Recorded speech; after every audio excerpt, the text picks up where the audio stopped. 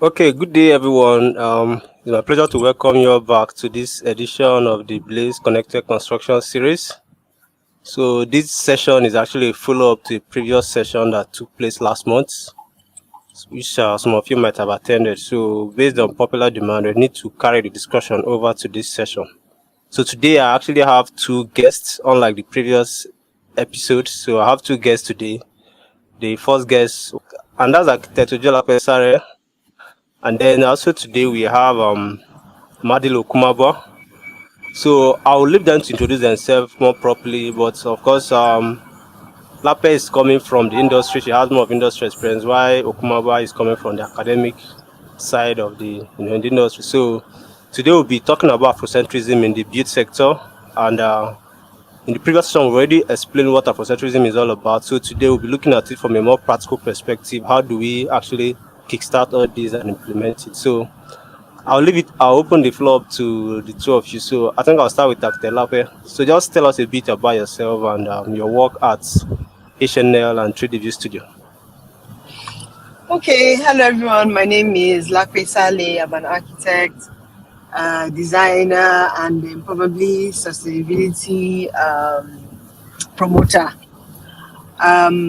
We run our own firm in Abuja here with my partners. We have full services in interior and landscaping as well as architectural design. And we are very passionate about Afrocentric design. We have been practicing that as much as possible for a long time, and then which finally culminated in our building, greenhouse, which is located in Kado in Abuja. And we are looking forward to a situation where in Nigeria and Africa generally, the African design is championed, becomes the norm instead of the exception, and is well understood by the society. That's my intro. Okay, thank you very much for the brief introduction. That was quite brief. So I will head over to Nmadili Okwumabua. So tell us a bit about yourself and also what CPDI Africa, of course, that stands for Community Planning and Design Initiative. So tell us a bit about what CPDI Africa is all about and also your work currently at CPDI Africa. Okay, all right, sure. Thanks, Onyema. A pleasure to be here. So thrilled that we have connected. So I'm excited about that. I'm looking forward to working with you in the future. So many great things I can already see happening. And Architect Lape, fabulous to be on here with you. You definitely are a champion in Afrocentric architecture. So hello, everyone. Yes, my name is Nmadili Okwumabua, and I am the founder of CPDI Africa, which, as Onyema just said, stands for the Community Planning and Design Initiative Africa. I am an Africanist. That's kind of how I describe myself, an Africanist, a cultural designer, right? I'm going to come up with a new word for architecture since it's kind of been taken by the current profession and turned into something that the people, African people, can't claim like they used to, right? Most Africans were architects because we designed and built our own communities. We didn't have to have degrees and licenses and all of that. I mean, what degrees did Imhotep have? Let's not go back that far, right? So I could call myself a cultural architect, but professionally, my degrees are in design, urban planning, and African studies. So I kind of come to the story from a multidisciplinary, interdisciplinary perspective. My focus is on Afrocentric architecture, right? So, like I said, I'm the founder of CPDI Africa, and what we do is try to come up with new design languages that are African inspired, that are culturally and environmentally sustainable. Our goal is to kind of pick back up from where Africa left off in her evolution. Pick back up, take elements that are still relevant in our communities, in our societies, take those elements and begin to create new architectural languages. And so we do that through competitions, and we invite designers from around the world to join us in the conversation, right? So take traditional African architecture, ethnic group by ethnic group, and then come up with new prototypes. So we do that. We launched the very first Afrocentric architecture competitions. Now it's kind of like popular, everyone's doing it. So we're excited about that because there's so much work to be done. So we need everybody to get in. So we started the conversation through competitions, and now we're doing it through the academy, right? So now we have a school called the CPDI Africa Global Studio for African-Centered Architecture. It's online, it's on demand, so designers and lovers of architecture from around the world can simply log on, take our classes, get certificates in African-centered architecture, and then begin to use that in their practices, in their scholarship at school, and to make design policy. So that's what I do, that's who I am. I'm based in Abuja and Atlanta, and today I'm sitting in Abuja, so I'm excited once again to be here. Thanks, Oyema. All right, thanks a lot for the detailed introduction about what you do and also about CPDI. So I will take it a bit further about CPDI. Of course, like you mentioned, you already have a number of initiatives on how to not just promote awareness about Afrocentrism, but also see it being implemented across the continent. So let's take, for example, when you visit places like Tokyo, Paris, and the likes, you always have a feeling of where you belong. I mean, their environment cannot reflect their lifestyle, their culture, and all that, which is not quite the case in Africa, especially in our urban cities. So how does CPDI Africa, what's the plan to fast track the, reflection of Afrocentrism in the African built environment through your various activities? What plans do you have for the future? Okay, all right. So we have a couple of things. So the first thing, I'd say let's start with the last thing I said, which is the studio, right? School, the academy. What we know is that architects are going to design and build what they're taught in school, right? Like I said in the beginning, we all knew it was a community effort. Whatever ethnic group you're in, if it's time for someone to build a house, everybody comes together. Children, adults, the elderly, and they make the bricks or they collect the materials, they are local to them. And then they design and build. Everybody kind of knew what designs worked for their community or what they were used to, what was popular, what fits their lifestyle. Today, everybody has to go to school. And whatever you learn in school, that is Eurocentric schools in Africa that were set up, established by the former colonial rulers. And so the curriculums that we are using are Eurocentric. So when we go to school as Africans or Black people in the diaspora, we learn American architecture, we learn European, British, French, whatever it is. So when we come out, we create architecture or built environments that are inspired by what we learned in school. That is why when you drive around in different countries on the continent or in Black spaces in the diaspora, you don't see an architectural language that speaks of our culture and our heritage. Like you mentioned, when you drive around in Asia or you're in Holland or wherever and you look around and you see their architecture, because that's what they are learning in school, and so they are building it. So what happened to us? If we're going to change it, if we value culture, we know we value it in our cuisine, we value it in the way we name ourselves. I mean, my name is Nmadili, Lape's name is Lape, you are Onyema, right? Though some of us have English names or French names or whatever. But if we value it in our names, in our food, my favorite food is a edikaikom now, right? I like spaghetti, I like French toast, whatever, yeah? But if we value it in our fashion, right? I can wear a Western suit. I can also wear something Nigerian inspired. If we value it in our art, I don't have any art on the walls, but you're going to see a lot of it very soon, right? We love other people's art as well. But if we love it in our music, in our dance, in all of our aesthetics, we can also love it in our built environment. So in order to do that, we're going to have to bring African architecture to the classroom.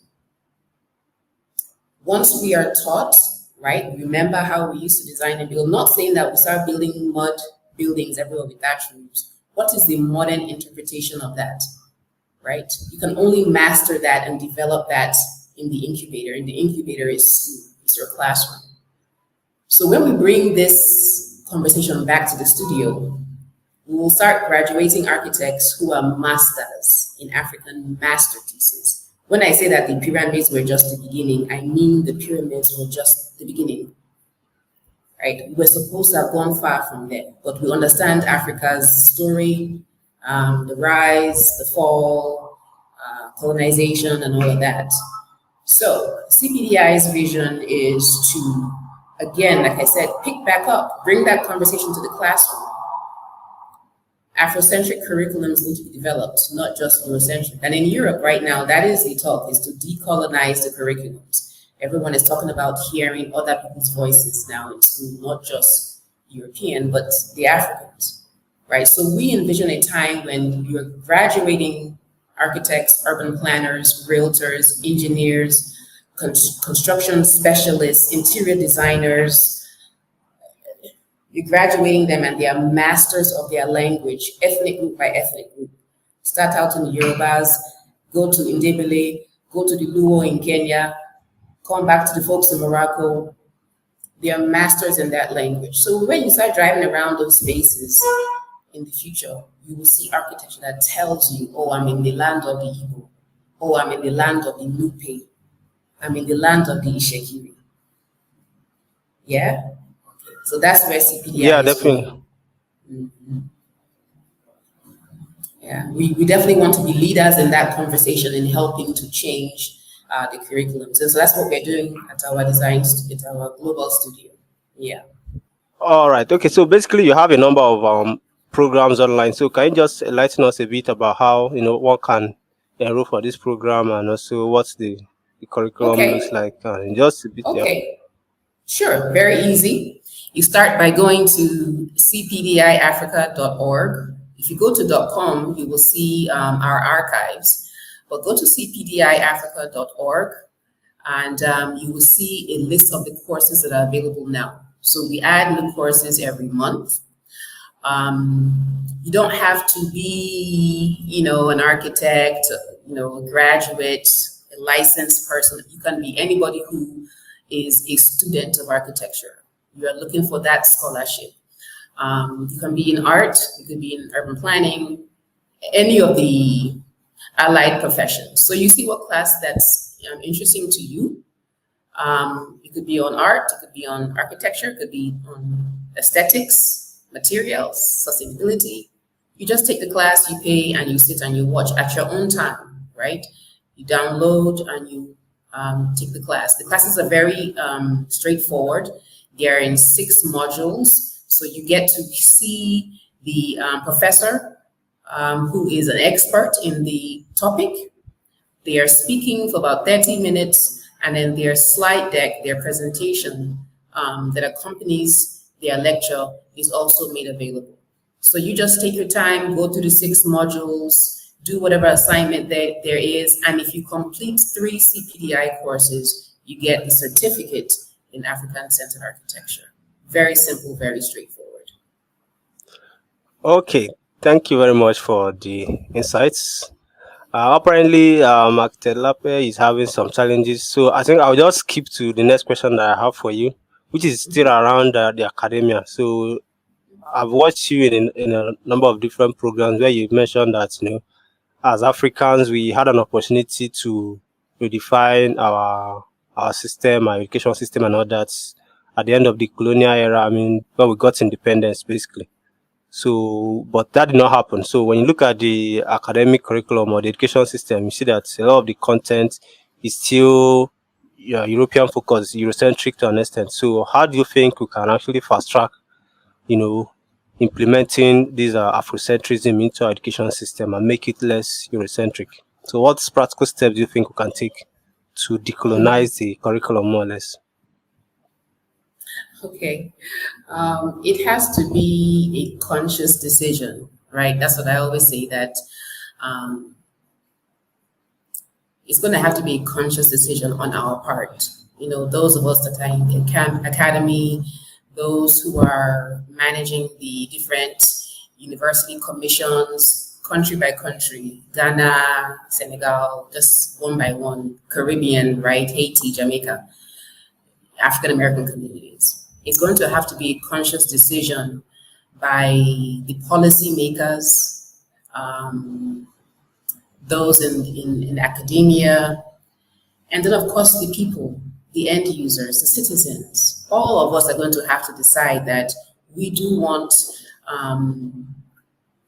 a built environment, or our communities or our societies, to reflect who we are. The word that most people like to hear is affordable, right? How do we make our housing, our commercial buildings, our hospitals, everything that we need, how do we make them affordable? Because even though African people are the wealthiest people on the planet, right? Everything is still coming out of Africa. Africa is still feeding everybody except herself to an extent, right? We are the wealthiest, but because of how history and capitalism and so many other things, because of how they have led Africa to where we are not reaping the benefits of all that we have. Other people are making money off of our resources and our labor, right? So we happen to not be the wealthiest people. So whatever we're talking about ends up having to be affordable. If it's not affordable, we can't afford it, right? So we as a people, as a community, we have to decide, right? No, you were going to say something? No, I'm just acknowledging what you said. Okay, yes. We have to decide that we want a change, and that what we want our children to be learning in school. You see, I'm always going to come back to school because that truly is the beginning. That's the root of the issue, right? We have to decide that what we are teaching the future generations is something that's going to help us as a community, all of our societies, when they graduate. So when you come out, what are you thinking about? Right? How are you thinking? You should have spent your 12 years and then graduate school learning about the problems in your society so that you can find solutions to them. That's what I think education is about. So when you graduate, you're not coming to join to make the problem worse. You're coming with solutions, right? And so the first thing I would do is start with changing the school curriculums. Bring ourselves to the academy. And then you're going to graduate thinking people, like Americans say, woke people, right? You come out and you're not looking just to chase the dollar and the bling blinging. You're coming out, you're coming out to improve the situation that you are finding when you graduate. You won't be asking questions like, I don't have a job. I haven't gotten a job since I graduated, so I had to go into some deviant practices. No, when you come out, you know why there are no jobs. You know why the system is set up to where you can't have a job. Africa has not industrialized. Nobody wants to allow Africa to industrialize, because then we won't need anybody else. We'll just be finishing the products that we need ourselves on our own continent. So you will come out of school knowing that. And so you come out of school knowing that you have to create the job. You have to get those natural resources and finish them to sell to yourselves on the continent and to sell to others. Yes, it might cause some political problems somewhere, but you'll come out knowledgeable, and then you begin to do things that you need to do to not make the situation worse. Now everybody's talking about sustainability. We're destroying the planet, ozone layer is going, CO2 emissions, all those things that Africans would have never done to the planet because we were organic and we were sustainable. So what does that mean? So you will now be a master of that. When you come out, you will know what materials to specify and which ones not to specify, right? Um, Yeah. okay, I could go on and on. Okay. Go ahead. Yeah, definitely. I get it. It boils back to everybody. Something that we ourselves need to be ready to actually, acknowledge that we need to induce the Afrocentrism into the education system and not waiting for anybody to do it for us. So Yeah. that's quite an insightful one. So So let me just slide into the conversation. Okay, please, all where are right. we Okay. and how can I come in? Okay, yeah, I have two questions for you. So I'll start with the first one. The first one I have is that, recently I was at the Greenhouse project, which obviously is one of the few Afrocentric pieces of architecture in Nigeria. So can you just enlighten us on the Afrocentric and sustainable features of the project? You know. Okay, yes. So greenhouse, like we said, in terms of being Afrocentric, right, and being sustainable, for us, in many ways, is one and the same. In that, the key to sustainability is not just about your green badges or your LEED certification. It's actually about utilizing, uh, basically let's say the essence of sustainability. Basically, is about utilizing what you have to the utmost value without increased or external, input. So using our local materials in innovative ways, and also still being cost effective and still creating a modern environment, because whatever you're creating must be able to deal with the modern day activities that it's required to meet. And so for greenhouse, apart from the aesthetics, which you see clearly from outside, we used the Hausa mural decoration on the walls, both in exterior and interior. We minimized the use of paint and cement and POP screeding by mixing the exterior doesn't have any paint.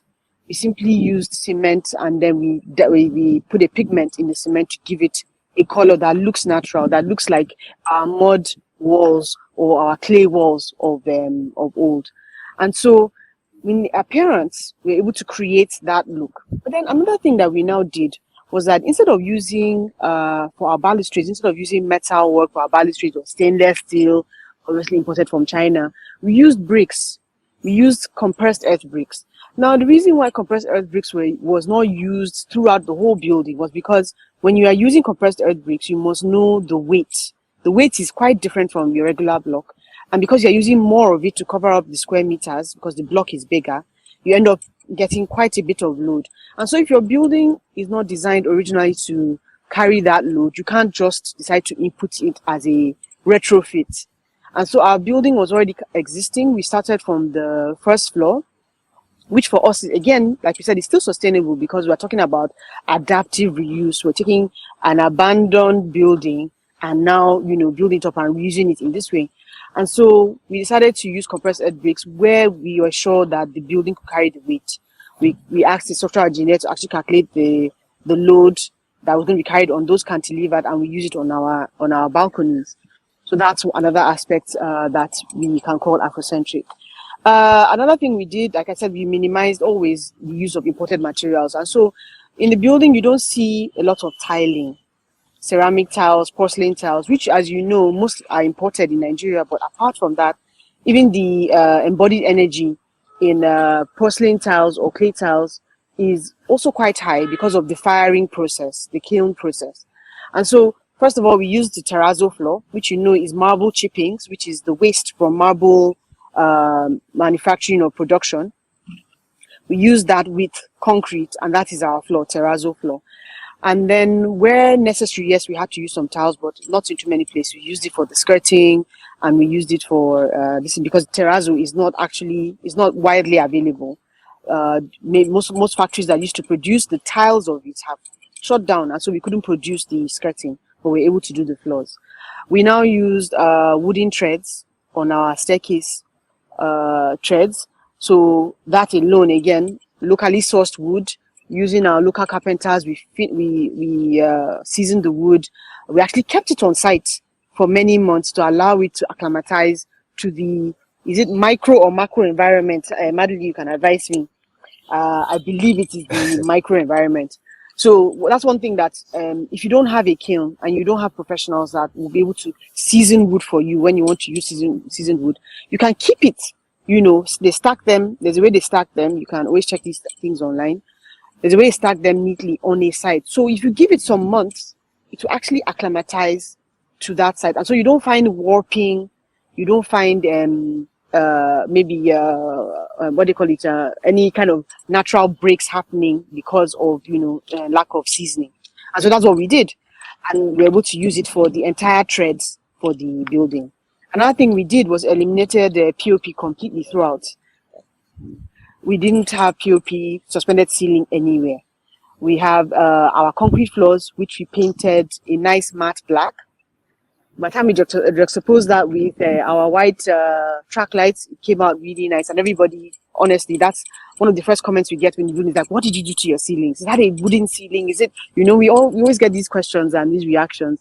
And in our office, which is on the highest floor, we have exposed ceilings. So what we did was that we designed the roofing system in a way that it could be exposed. And so, unfortunately, it was supposed to be pure wood. It was to have that pure wood look. But because of lack of understanding of how to treat wood and manage wood, which a lot of our carpenters have today because they've gotten so used to the imported MDF and MFC, we had to paint them. We had to finish it in a termite treatment, wooden treatment, and then we now painted it again to protect it further. And so with all these combined things, it's a series of things. Another thing is the walls as well. We used limestone finish for the walls. Again, we came across the issues concerning artisanship, where we don't have artisans who are trained to use these things. And so we're experimenting. Everybody's opening YouTube videos to try and find out, okay, how do we do lime plaster walls? These are things that were natural here before, but now we have to find out from somewhere else how to do them. And so we use lime plaster walls. Now, unfortunately, we weren't able to use it in its pure state and leave it like that. We had to finish it up with emulsion paint. But just based on square meters alone, normally if you're painting a building of that size, you'd be spending about 2 to 3 million.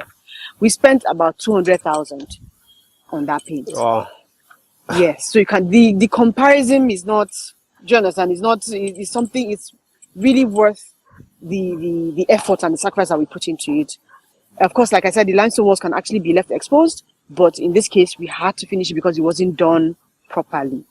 And that is another thing that I'm currently involved in. I'm on the UIA, Heritage and Cultural Identity work group. And one thing that we discussed there was that we have to talk about capacity building. We have to talk about training if we want to actually maintain heritage, if we want to actually, involve or imbibe cultural identity in our buildings. We have to make the young architects from school, in practice, understand it can be done. This is how it can be done. And, it is possible to do it not only in, personal builds, but actually in commercial buildings, which, as we have found, only adds value, which is that around us, people are renting the spaces per square meter at about between 25 to 30,000 naira per square meter. We are renting ours from 40,000 per square meter, and we are fully rented out. Wow. Okay. So that's greenhouse for you. Yeah, that's a whole lot of features and a whole lot of effort to ensure that it gets sustainable and also Afrocentric. I think before I go to the second question, I will also ask Nmadili. So, because one of the major issues people have always been raising is, a lot of time when we talk about training, the focus is usually on professionals. But you also find that, the final effect or the final output of a building has a lot to do with the artisans themselves. So a lot of time when we talk about training, we are not talking about how to train the artisans as well. So how do you think we can also bridge that gap, or perhaps if our CPDI also has any program for that? Yeah. Let me answer that because that's a good one, and it ties into everything that Lape just said. So first of all, I want to say that again, like I said, Lape is a super Afrocentric architect. She already had it in her. She already had it in her DNA. We met, right? She already had it. We met. We talked. We engaged, and Lape did what I continue to take my hat off. Lape did what um, oh my God, if we could all do. She believed, and then she put her money where her mouth was. She built an African inspired building. She went through the process, right? And everything that she learned in that process is what we need, all of us need today to understand. Okay, you talk about Afrocentric architecture. Okay, have you done one? Do you know what it takes? Does anybody have the skills? Is it affordable? Can you maintain it? What's that experience? What's that process? Lape has been through it. Now we can all go to Lape and she will set up her classes and we will learn from her what it actually means to try and bring in the artisans, right? People who may have been masters in it at one point, but because nobody was calling them to give them the work, they stopped doing it and they went to go and do this other conventional stuff, cement blocks and whatever else. Yes. Who wants to hire them to say, okay, no, come and do the traditional one, tweak it so it fits into the city or whatever, but come and do it. I have a job for you, so that they can bring those skills back out and apply them and master them and teach other people. When people see Lape's building, they're going to call her and say, that is beautiful. That stands out from all the other ones that are right next to it. I want you to do something for me because I love what you've done. I love how you have celebrated my culture in this building, right? So again, Lape, her story, when we're all going to be there in that class, okay? Yeah. We're all going to be there because her journey was priceless, right? And so that's just my answer. And if you'd allow me to butt in, yes, go right ahead. I have to say, for me, it was full circle for me coming back to teach a class at CPDI. Because yes, like you said, I'd always had it in my DNA. I'd always imagined what it would be like. But meeting you, just sort of, how it is when you're almost, it's almost a spiritual experience. And you're like, yes, preach, and hearing you speak, hearing your story was so inspiring. It was so inspiring for me. But even after that, I did some training in sustainability, energy efficiency. But my frustration always was like, where is the local content? I don't want to hear how it's done in Germany. I don't want to hear how it's done, in US. I want to find out how I can do it here. How can I claim energy efficiency when I'm importing my insulation from, Poland? Like, how is that going to work? How can you really call it sustainable? And so that was interesting to me that, green is not necessarily sustainable. Sustainable is not always cheap. Energy efficiency does not necessarily mean sustainable either. And it was really important for me to differentiate those things. And another thing I learned, actually, I joined one of the CPDI's classes, I believe, was it beginning of this year or last year, Nmadili, this year. Sustainable African Architecture. One thing I learned was that, one thing that sort of like came together for me was just the understanding that, in fact, African building is sustainable. We are only literally having this fed back to us. Again, this is the way to be sustainable. No. You took it from us. We're telling you again, this is the way to be sustainable. Do you understand? And it's just for us to now be able to see it from the imported light, where it's attractive to them, so it's attractive to us. Which is unfortunate, but that is just the way things are. So for me, coming from, being inspired by Nmadili, going back to say, look, it's not enough. I'm tired of speaking this Turenchi. Yes, we say in Hausa. I'm tired of speaking this. I'm tired of talking about it. I started a PhD again. I said, I'm tired of academia. I want to actually see this thing done live. I want to experience it. I want to understand it. I want to believe it can be done. Otherwise, it's just like empty for me. So I'm very, very happy to have done that full circle. So I've had that experience, and then I'll be able to go back to Nmadili and CPDI Africa and say, okay, look, I took what you inspired in me. I took what you taught me, I've gone and done it. I've come back and I even have the chance to teach others as well. It's fantastic. Okay, yeah, that's great. So I believe when it comes to artisan training, of course, there's a whole lot of work that needs to be done, and it can start from us here, but our little efforts can now begin to also expand, and through that we can begin to revive, the whole local practices when it comes to and bringing it down to the artisan level. But then I also have one last question, which has to do. Initially, I've asked Nmadili about how to fast track, infusing Afrocentrism into the education system, their curriculum, and all that. But now, when it comes to the public sector, in the previous session, someone mentioned that one of the ways to, you know, make our cities more Afrocentric is to ensure that public projects are mandated to have a whole lot of Afrocentric features. So how Yep. best do you think we can drastically increase the implementation of Afrocentrism on public projects and also on tourism and even hospitality projects all the way to the city level, so that, when you walk across our urban environments, they can actually reflect that, okay, these are African cities? How best do you think we can fast track that?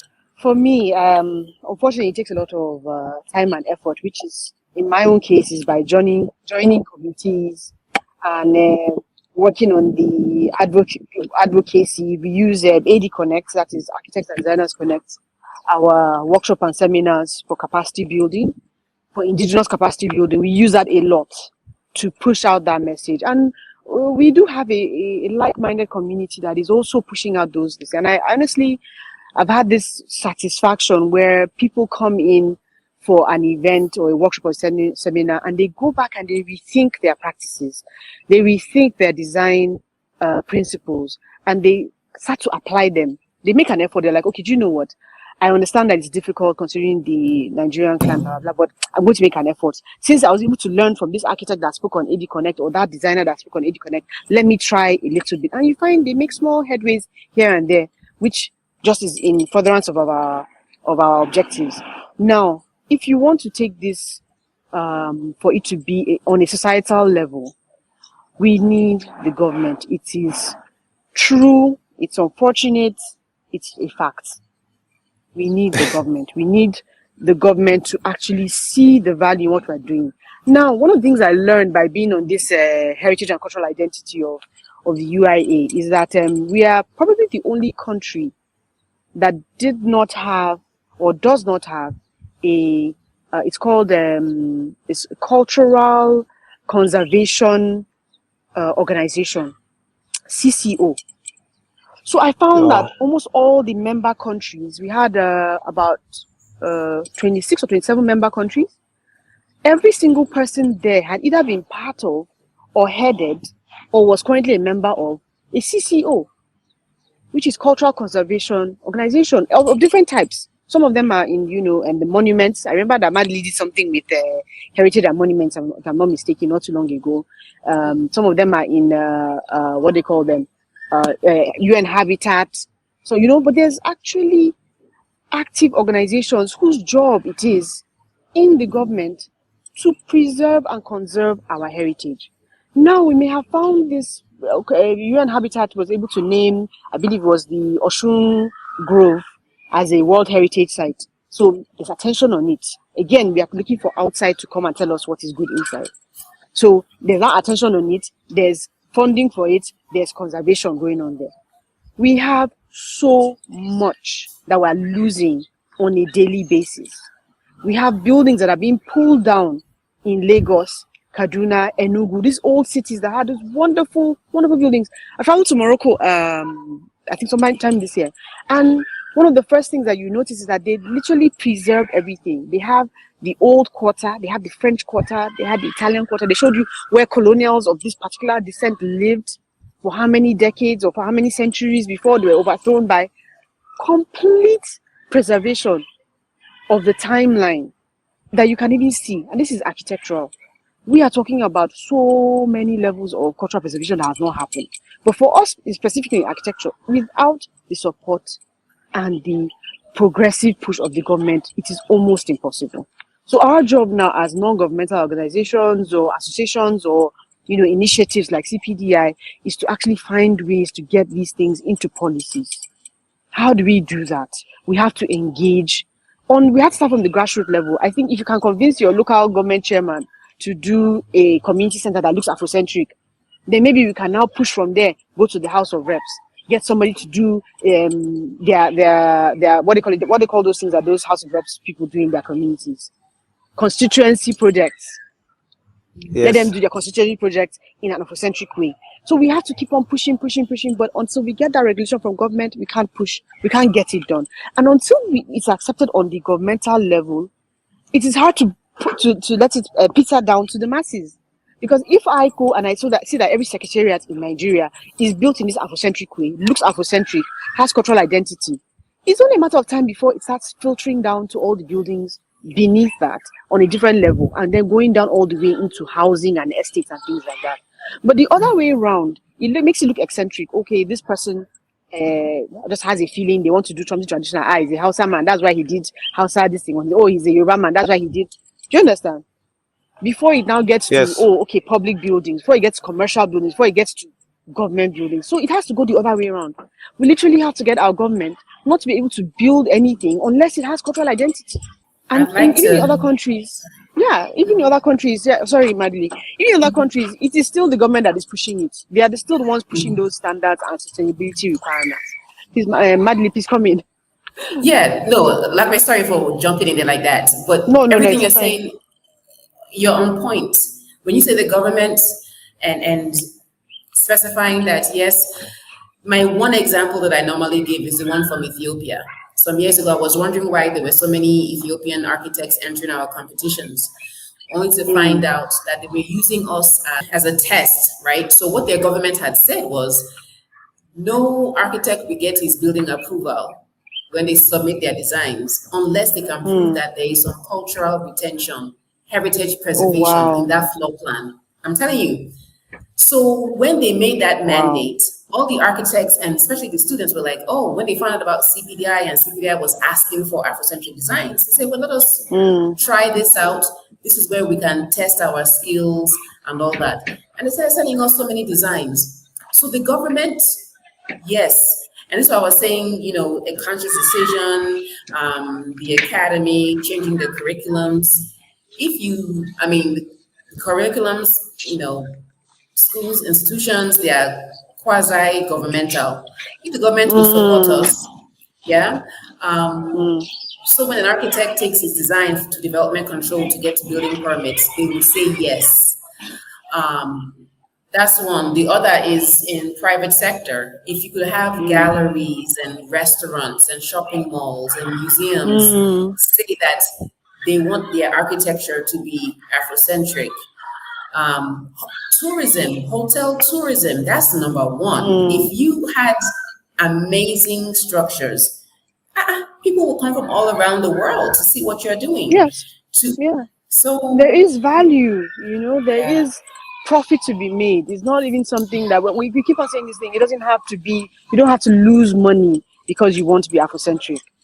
It's a win-win. Yes. And along this line that you're talking about, I talked about Marrakesh and how every single building is the same color. That's a government directive. The government said we want all our buildings to look like mud buildings. We want them to look like clay buildings of old. And so Marrakesh has this entire city that is clay colored, that is terracotta. You are not allowed to use a different color. If you want to go inside your house and paint it red, that's your business. But for outside, it has to be clay and terracotta. And forget the tourism. Morocco, half of this thing is tourism. They were really hit by COVID because tourism is one of their major sources of revenue. So like she's saying, that is really just it. The truth is that we can only benefit from it. But to get someone to see beyond the short term, to get a government official, to get a government parastatal, to see beyond that short term is very, very difficult. Yeah, so it's been quite a lot of insights from the both of you, and we've talked around both the practical, the industry and the academic side of things. At this point, I normally ask these two random questions, but before I do that, I'll just go through the comment section. And of course, if you have any question, you can also drop it into the comment section at this point. I think most of the inputs here are just comments. They are not questions per se. So it's very insightful. I think it's talking about the greenhouse, talking about the reduction in cost from 2 million to 200,000. I think that's what it's talking about, 90% reduction in cost. And then Yeah. also talking about the artisan training. I think there's a long one here, which I'm trying to even access it from LinkedIn because it appears it's not full, not complete from here. But I'll try and read it out Okay. from my phone. So he said that one of the reasons why there's been the constant influx of Eurocentric architecture is because they've engineered their products to a point where you can buy them off the shelves and use in buildings, making them similarly affordable and available. They look at our buildings today, more than 90% of the elements are imported, hence the output. So it's nearly impossible to achieve Afrocentrism with foreign products. So Africa has a housing and infrastructure crisis. In just 10 years, there's a projection of having over 950 million new people in our cities. Most of these native products are still too expensive to be deployed at scale at the moment. Hence the reason why a lot of people don't even try. So how do we engineer our products to scale? So I think that's the question here, is saying that, okay, most of the local products we have now Yeah, he's are not right. scaled. So how do He's we right. engineer them to be able to scale up to the point where we can use them on He's multiple right. projects? Literally yesterday, Madly, we were with Zuleha of Nibri. Okay. Yeah, so I'm sure you can come in and talk about Nibri and what they're trying to do over there. No, you want to go ahead? Because I was going to I'm say asking something you else. to go ahead. No. Okay, I'll let please, feel you. free. I'll let you talk about them, and I was going to talk about something else in response to that comment. Okay. Yeah, go ahead. Okay, so I was basically referring to his off-the-shelf type of product. Yes, it's true. We do not have off-the-shelf type of products. Yes, it hasn't been engineered to the point that you can pick it off, and when it is, it's really, really expensive. So, National Building and Road Research Institute here in Abuja is really trying in that aspect. However, they're still unable to bring it to market. So they have all this research again, which is available but has not been, implemented. Certainly not on a scale that you can pick it off the shelf. It is true. We do have to do it from scratch every single time we decide to build Afrocentric. We do have to source. We do have to look for our own options, look for our own chemical compositions, trial and error, and it's only a matter of time, I believe, before we get to that point. But I agree with him. It's a problem. But until we can get the academia to really understand that their job is to kind of like push the industry, because the information that we need is there. People have done this research. It's sitting down somewhere.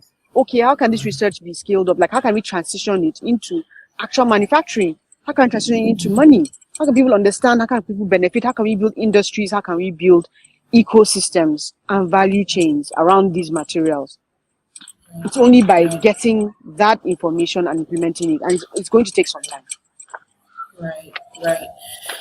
So everything you just said, Yes. so I'm going to say ditto to that, and then add again, yes, the academia is going to have to step up.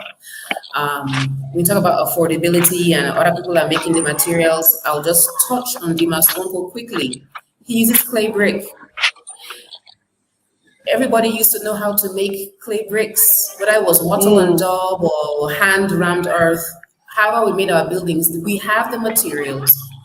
We need to be perfecting this in school, right? Those patents need to be made. And when you come out and you specify that material, your client has to accept it. And the government has to allow you to get your building approval using that material, whether it's bamboo, clay, stone. Let's talk about thatch. Everybody thinks about clay and thatch for African architecture. Our thatch roofs used to last between 5, 10, 15 years before you would change it because we knew how to make a solid thatch roof. Now, how do you modernize that? If thatch is good for your roof, somebody in school should be figuring out how to use thatch to make roofing tiles, roofing sheets. It is a no-brainer, right? It's technology. Take the materials. Do you really need someone from Europe to come and tell you how to make a thatch tile or start selling you the thatch tiles because they are mastering it in their own schools, in their own research hubs, in their own research centers? No, we have to do that ourselves, right? So, Yeah. like Lapi said, she went through this whole process on her own, trial and error. It shouldn't be like that. But it's the curriculums. We have to change the curriculums. We have to focus on the fact that we're in Africa.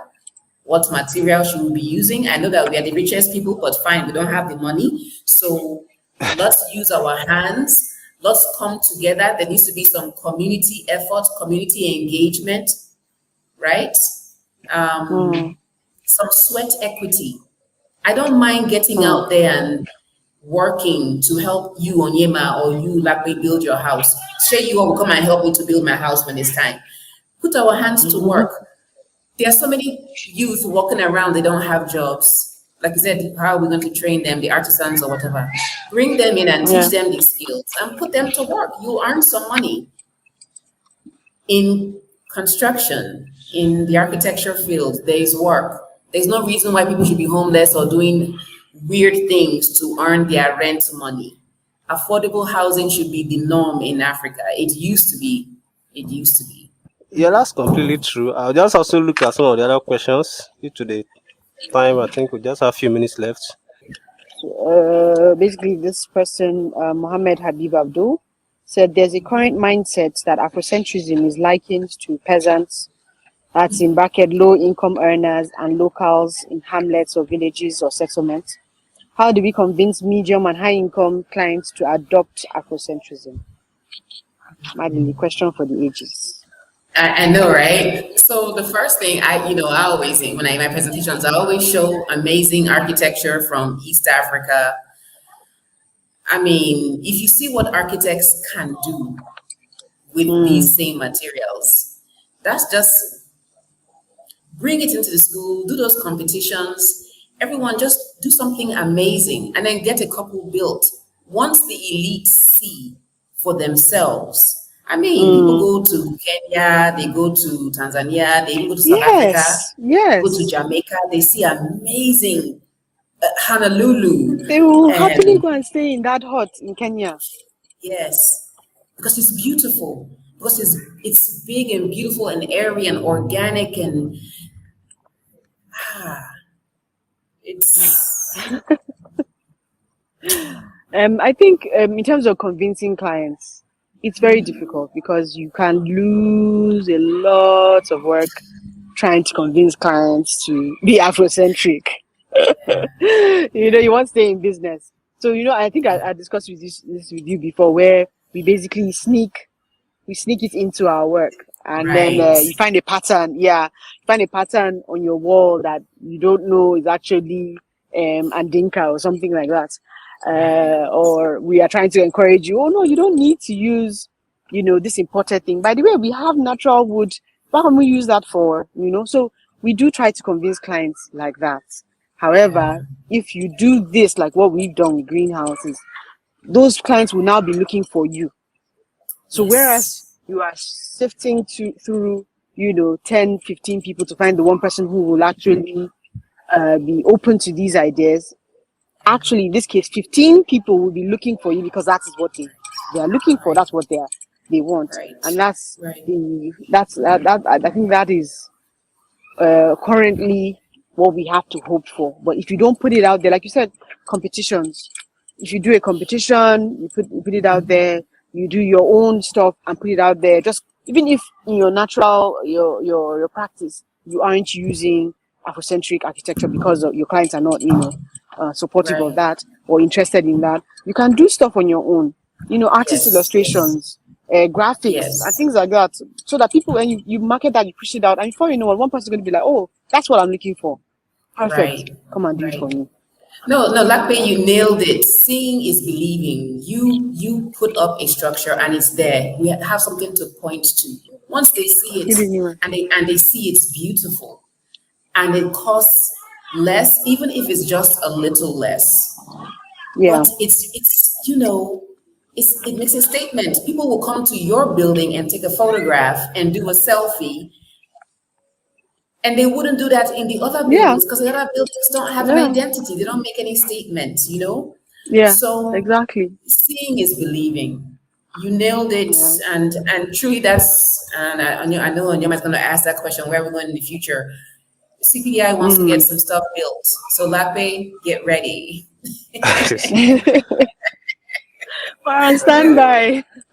Awesome, awesome. I Yeah. think this is also a comment from the same person. So he said a few colleagues and I have actually tried applying Afrocentrism style in design competitions, and we've been able to hone our skills. So the gap we have now is at implementing stage. So basically, he's saying that he has the skills from design, but Yes. now it's not taking it to construction and implementation. Yes. So one thing I always say, and we talked about this already today, is if you're going to build a house, start with your own designs, right? Build, you're your own guinea pig. Um, it's unfortunate that architecture is not the cost of art, right? The artists are so lucky, the fashion designers are so lucky, they can just buy materials and make their samples. Architects can't, because you can't afford to make a sample house, just, um, unless you want to build some cute models, just be building the models and showcasing. That's one way, right? Renderings are good, animations are great. Models are fantastic, because they get the point across. But one thing I'll say for the person that made the comment is once you've honed your Afrocentric skills, start looking for the Afrocentric architects, developers, design studios that are hiring, that are doing that kind of work. At CPDI, when I teach, I have my students look in their countries, do some research and find out who are the architects who are doing something unique and different. List them country by country. Those are the people that you send your CV to, right? You try and get on their radar because they might want to hire you since they are doing Afrocentric work, and now you can show examples. Join CPDI, send us your work, we'll market you. That's what CPDI actually is all about. We get designers to do the work, and then we feature your work on everything that we do. People start calling the architects. There's one that we have now that's doing wonders, and Fawaz Adilaja, he's out of Akure. His phone rings. So yeah, send in your designs, get engaged with CPDI, and we'll market you so that when there's a client that's looking for somebody that has your skills, they see you, they see your work, and they call you. Yeah, thank you very much for the clarification as well. So we are already a little bit behind time, and it appears Lape has also dropped off. It appears internet is going on and off. But I have these two random questions, so I think I'll start with you before she joins back. So the question I have for you is: what's your favorite Afrocentric movie of all time, and why? Perhaps it might not be the best, but of course, which of your I know where you're going with this. Before I land with that answer, and actually it's a very long answer, and the answer actually starts today. My favorite Afrocentric film content makers are the bloggers and vloggers and YouTube personalities that are showing Africa, the Africa that I see in my head, the Africa in my dreams. They're showing it. That Africa actually exists. So let me give you their names. Number one is Maya, who is Ghana baby. You might know him already. He's from Ghana. And yeah, the about other it, one you have, okay. And then Tayo Aino out of Lagos. okay. I follow the two of them. They make me happy. I spent all morning watching Ghana Baby today. These guys are going around and filming our continent. Amazing landscapes, great architecture, incredible entrepreneurs, people who are doing things. They're showing the stories that we don't see on film, in the media, whatever, because the media only shows, it's unfortunate, if it bleeds, it leads. If it's negative and depressing, that's what we'll see on TV. These guys are on their own financing film. They're financing the stories that I believe in and I want to watch. And I cannot wait till we have all kinds of architecture all around the continent and the diaspora that these guys will feature. So I'd say follow Ghana Baby if you're not following. What am I? Hi, I'm going to meet you one day. And Tayo, thank you so much for responding to all my Instagram. I'm going to meet you too. And we're going to have some great work to showcase. Onyema, what you wanted to hear was Black Panther, Wakanda. And yes, I love it. I love it. I want to see part 2. I hope they feature some fantastic Afrocentric architecture. I hope they do. We've been trying to reach them, and I know that they know us, but I hope they really represent what we think we want to see in our built environment very well in their next movie. So let's see. Okay, that's great to hear. And of course, it goes a long way to show that it doesn't always have to be, the grand movies. It's all about promoting the culture and the continent in general. Yeah. So since Dr. Lape is not here, I think I'll just throw a question at you as well so that you answer on our behalf before we round up. And Okay. I was about to ask her what's our favorite African city is. I mean, where the favorite African city and why. So I believe you've traveled around Africa. So which of the African cities will you say is your favorite? Wait till. Okay, well, right now, only because it is the only other, and I shouldn't say that on out for the whole world to hear, Miss CPDI Africa. Ghana, I was there last year, and Onyema, I tell you, I kept asking, I was like, am I in Africa? Oh my God, yes. That's how I felt about Ghana. I felt I was in Jamaica, I don't know, somewhere. I loved it. I can't wait to go back. I went with my brother. Ghana is like head of the game for West Africa. Polite, clean, friendly. I could go on and on and on. One of them, I am Hamamat and her shea butter business, gorgeous. Ghanaians are doing things, and their government is opening the door and welcoming people and encouraging their own people to invest. Fantastic. Lape might say Morocco, just because I know she just recently came back and she had a blast. So she might say Morocco, I don't know. But I am heading to Morocco next. That's where I'm heading next. Yeah. Okay, that's great. I've never been to Morocco as well, but I've also not been to Ghana as well, but I look forward to visiting all these places very soon. So yeah, Yes. so obviously I believe there are also a lot of cities across Africa that probably we've not even visited and also been able to experience what their culture is like. Yeah. One by one, I think it's 54 countries or so. Then you add the diaspora. It means you have to try and hit 2 or 3 every year to cover them. And that's my plan. So, Onyema, let's do it. Let's travel Yeah, Africa. sure. Yeah, I look forward to that as well. Good. All right, so we're already a bit behind time. We're supposed to round up by 6, but we're already 10 minutes behind. So at this point, I would like to thank you and also Dr. Lape already dropped off for all your insights and contributions. Of course, all these are out of years of experience and knowledge that have been built over time. So it's really a pleasure to have you both at the same time. It was a lot of work to get you both to be here at the same time, but at least thank God that you both were able to make it. So thank you very much. And also thank you to everyone that was able to stick by despite the minor network issues we've been having. So thank you all. And of course, this is something we do every 2 weeks. So every 2 weeks, we invite a thought leader from either the industry or the academia or both to share their experience. So in the next 2 weeks as well, we also invite someone else to get to share their experience with us. So before then, we always communicate. You can check my profile on LinkedIn. Maybe by this time next week, I would have announced what the next session is all about and who is going to be the next guest. So keep watch. Thank you all once again, and thank you very much, man.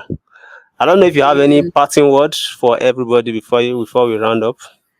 Parting words. If you are a designer or a creative and you have been watching this show, please dig into your culture, dig into your identity. Please bring it out, express it, see how you can contribute your culture's voice to the built environment. It's so important. Heritage preservation, it truly is everything, right? We are here, and the creator didn't make a mistake when he made your people, your culture. So celebrate it. And share it with CPDI. So go to cpdiafrica.org, connect with us, all our social media handles, reach out to me. Let's work together. That's my shout out. Thanks, Onyema. Yeah, so thank you very much. So, of course, if you have any other thing to us, you can always get in touch with her. She's always available on LinkedIn, so you can get in touch with her to learn more about how you can participate and also share the knowledge. So thank you. We'll see you once again in 2 weeks' time. Take care.